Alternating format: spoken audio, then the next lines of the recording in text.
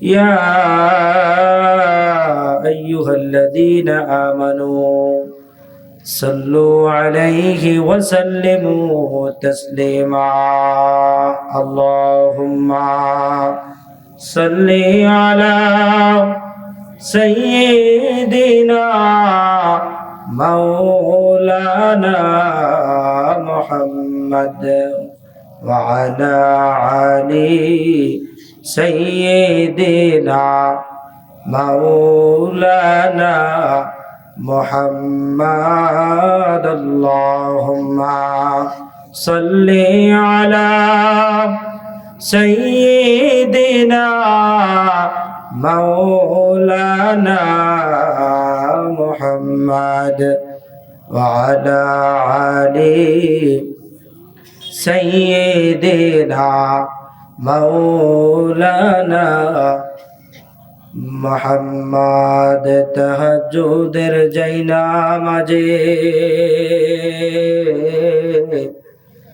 মরণ ধিও প্রভু আমায় ইকামতে দিনের কাজে কবুল করে নিও আমায় আল্লাহুম্মা সাল্লি আলা সাইয়্যিদিনা مولانا محمد وعلى آله سيدنا مولانا محمد بلغ العلا بكماله كشف الدجى بجماله حسنت جميع خصاله صلوا عليه وآله سلموا يا قوم بل صلوا على سلم مصطفى ما جاء إلا رحمة للعالمين الحمد لله মদিনাতুল মুনাওয়ারা সুন্নি যুব সংগঠনের উদ্যোগে পঞ্চম বার্ষিকী সুন্নি মহাসম্মেলন আজকের মাহফিলের সম্মানিত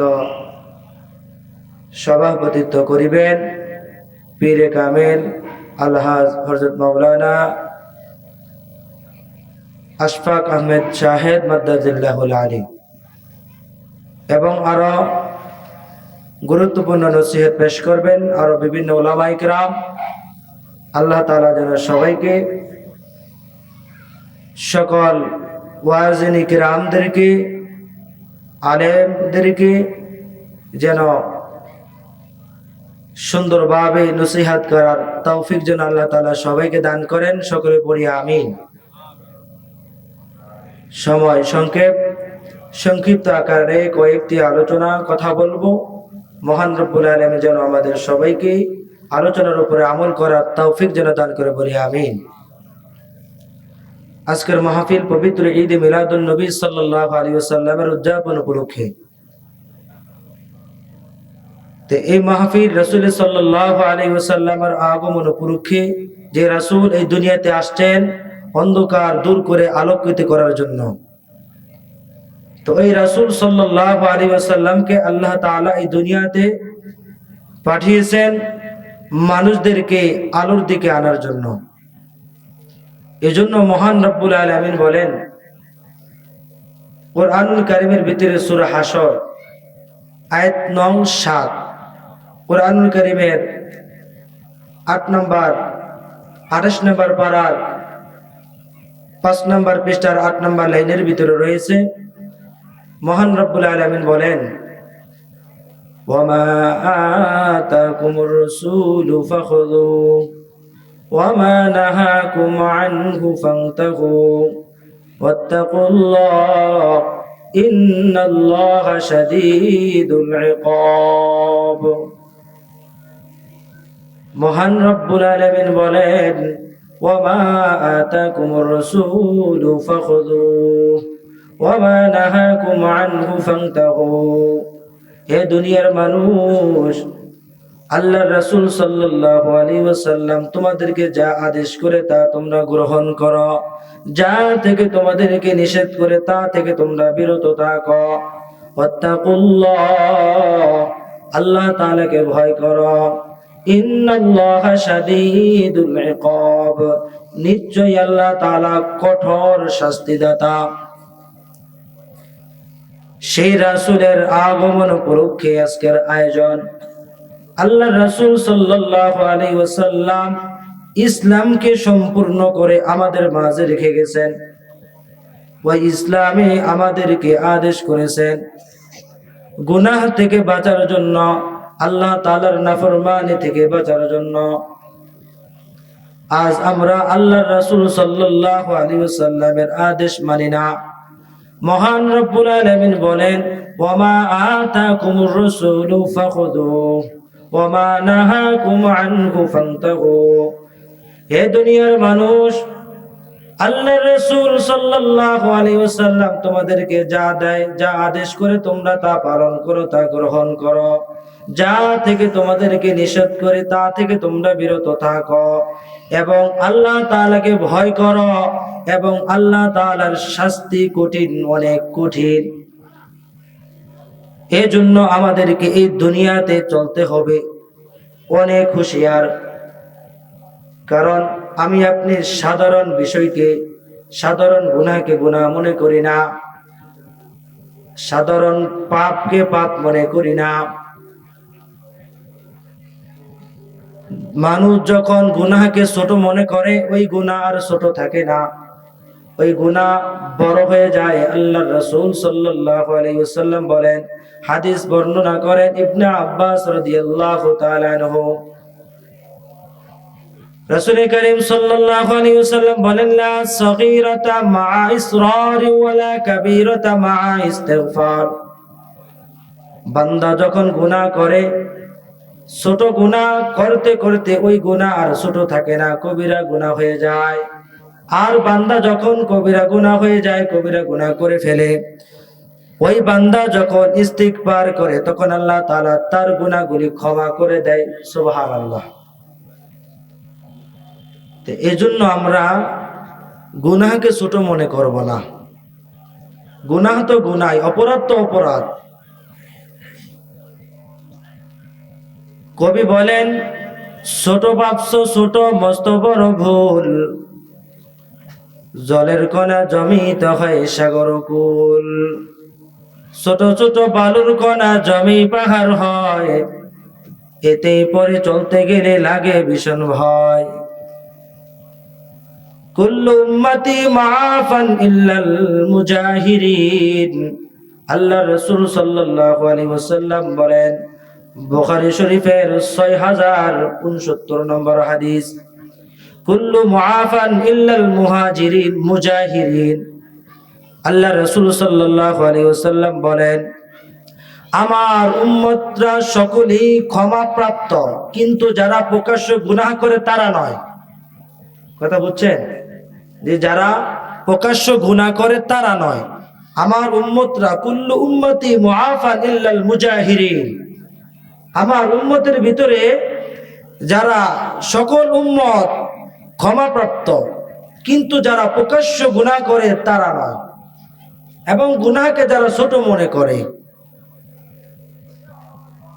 যারা গুনাহকে ছোট মনে করে, এই গুনাহ অনেক বড় হয়ে যায় এবং কবিরা গুনাহে পরিণত হয়ে যায়। এই আল্লাহ তাআলার এই গুনাহ, আল্লাহ তাআলার আযাব, শাস্তি ছোট মনে করা, এটা অনেক বড় অপরাধ। ছোট একটি সংক্ষিপ্ত আকারে একটি ঘটনা বলবো বানি ইসরাইলের। বানি ইসরাইলের একটি ছোট সংক্ষিপ্ত আকারে ঘটনা বলি শেষ করব। যে আল্লাহ তাআলার আযাবকে সহজ মনে করা, হালকা মনে করা কত বড় অপরাধ। বানি ইসরাইলের এক বুজুর্গ, তিনি পাহাড়ে গেলেন, নির্জনে গেলেন, পাহাড়ে গেলেন। পাহাড়ে যাওয়ার পরে দেখেন পাহাড় একেবারে গাছপালা, তরুলতা, সবুজ পরিবেশ সারা, একেবারে খালি। ওই বুজুর্গ ভাবলেন, এখন যদি বসন্তকাল হতো এবং যদি এই পরিবেশটা সবুজ শ্যামল হতো, কতই না সুন্দর হতো। ওই বুজুর্গ যখন এটা ভাবতে লাগলেন, এই কথাটা ভাবতে লাগলেন, যে এই পরিবেশটা যদি সবুজ হতো কতই না সুন্দর হতো। এই কথাটা আল্লাহ তাআলার কাছে ভালো লাগে নাই। আল্লাহ তাআলা ইলহাম পাঠালেন, হে বুজুর্গ, তুমি পাহাড়ে আসলা দেখার জন্য, তুমি কি আমার সৃষ্টি নিয়ে তুমি আমাকে পরামর্শ দাও। আল্লাহ তাআলা নারাজ হলেন এবং ইলহাম পাঠালেন, হে বুজুর্গ, তুমি আমাকে কি পরামর্শ দাও।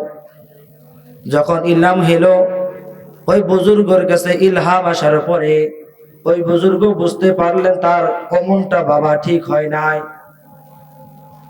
অমনটা বাবা ঠিক হয় নাই। তখন ওই বুজুর্গ তিনি নিজেকে শাস্তি থেকে বাঁচার জন্য, নিজেকে ক্ষমা পাওয়ার জন্য, আল্লাহ তাআলাকে সন্তুষ্টি করার জন্য, নিজের অপরাধ ক্ষমা করানোর জন্য তিনি প্রতিজ্ঞা করলেন, আমি যতক্ষণ পর্যন্ত নিশ্চিত না হব যে আল্লাহ তাআলা আমাকে ক্ষমা করছে, ততক্ষণ পর্যন্ত আমি কোনো কিছু খাবো না।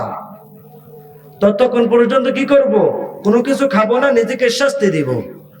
যখন এই চিন্তা ভাবনা করে ওই বুজুর্গ ওই পাহাড় থেকে গ্রামের দিকে আসতে লাগলেন, এই পাহাড়ের থেকে গ্রামের দিকে যখন আসতে লাগলেন, ওই সময় ওই একটি গ্রামের ভিতরে একটা অনুষ্ঠান হইতেছিল।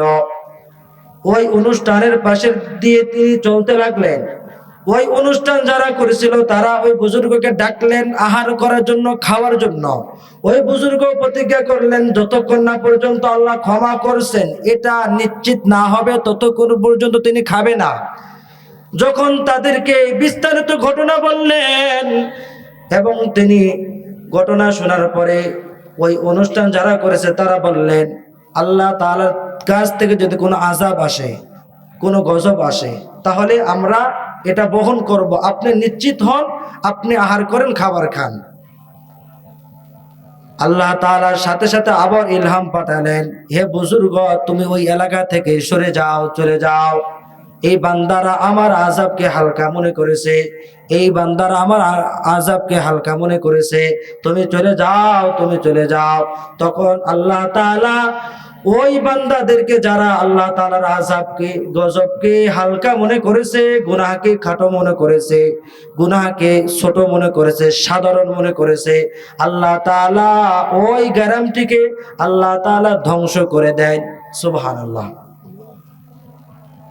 আল্লাহ তাআলার আযাবকে, শাস্তিকে কি ছোট মনে করা যাবে? হ্যাঁ, ছোট মনে করা যাবে? ছোট মনে করা যাবে না। অপরাধ অপরাধ, গুনাহ গুনাহ। এজন্য আমরা সদা সর্বদা আমরা আমাদের নিজেদের জীবন নিয়ে সতর্ক থাকব। হে মানুষ, আমরা নিজেদের জীবন নিয়ে সতর্ক থাকব। আমরা কি করতেছি? আমরা পরকালে যেতে হবে, আল্লাহর ভয় থাকতে হবে, আল্লাহর ভয় থাকতে হবে। আপনি যেমন করবেন তেমন পাবেন, যেমন করবেন তেমন পাবেন।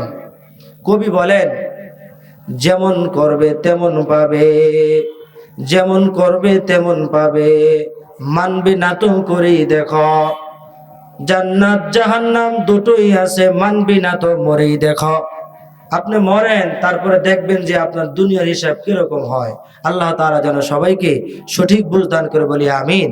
যতটুকু আলোচনা হয়েছে মহান রব্বুল আলামিন যেন আমাদের সবাইকে আমল করার তৌফিক যেন দান করে, বলি আমিন। আসসালামু আলাইকুম ওয়া রাহমাতুল্লাহি ওয়া বারাকাতুহু।